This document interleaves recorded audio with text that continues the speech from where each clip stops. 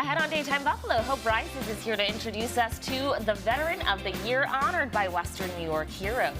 And get ready to wine and dine on the dance floor at the upcoming Big Band Dinner Dance at Calvary Episcopal Church. More details on that coming up right now on Daytime Buffalo.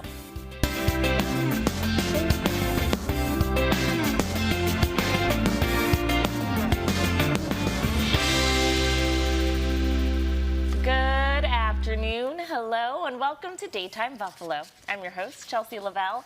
With Veterans Day right around the corner, our community is preparing to honor and uplift our local servicemen and women for this week's Hope Rises. I'm joined now by our friend Kate Glazer with an incredible story highlighting the importance of these individuals. Welcome, Kate. Tell us who you brought in today. Well, I'm honored to sit next to a true hero here. His name is Frank Cius, and he is a Vietnam War veteran, but I don't want to say more importantly, but also he was a prisoner of war in Vietnam for 5 years. Yeah.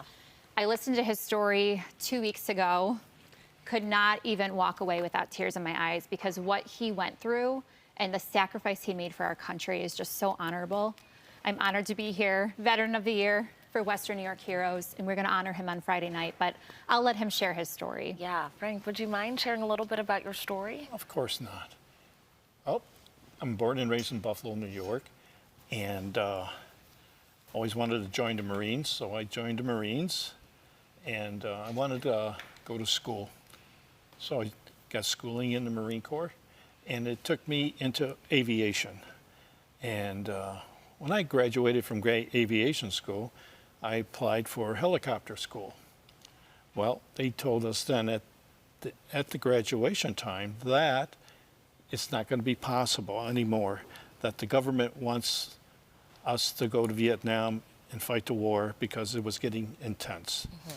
So when I flew to Vietnam and went to start my service there, I ended up in a helicopter squadron, and I had no schooling.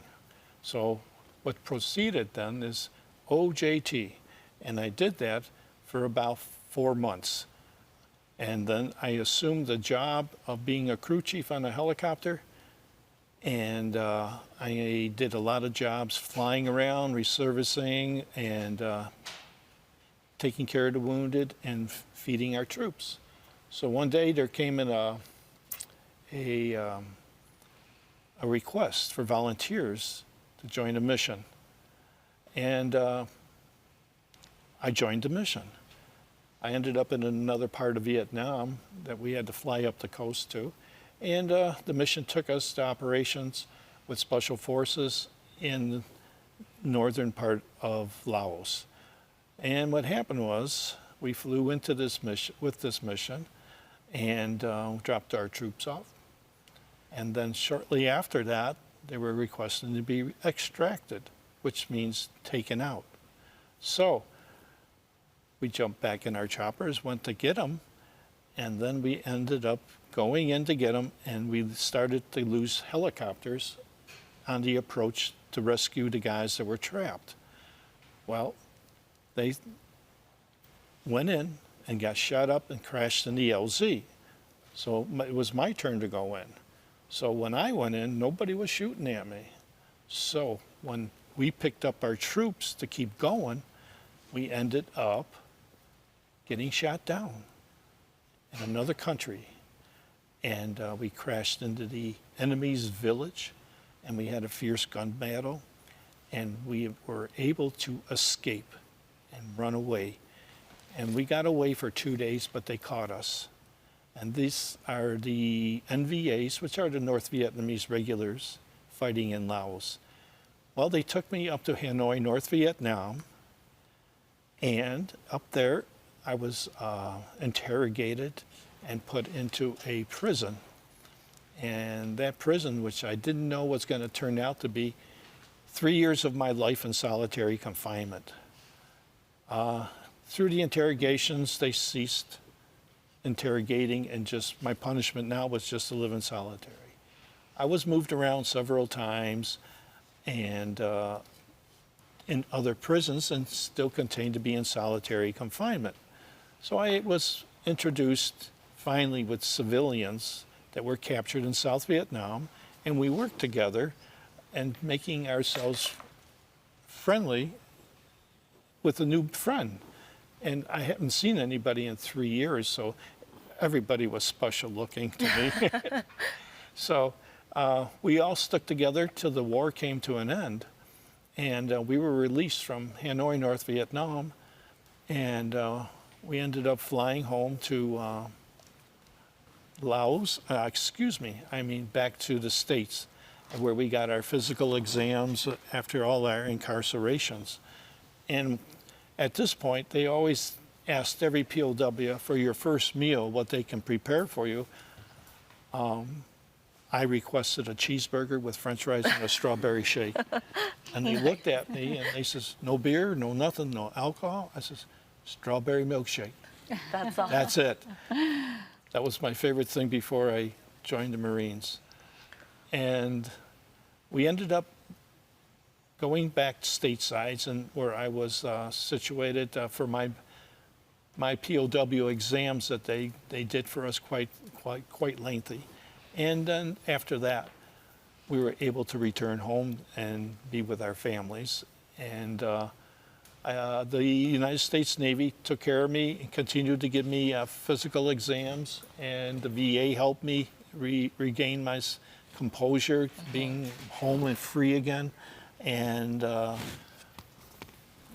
that is the beginning of my life of being a civilian. Yeah. And I was the happiest guy in the world. Frank, 5 years of being a prisoner of war, 3 of them being in solitary confinement.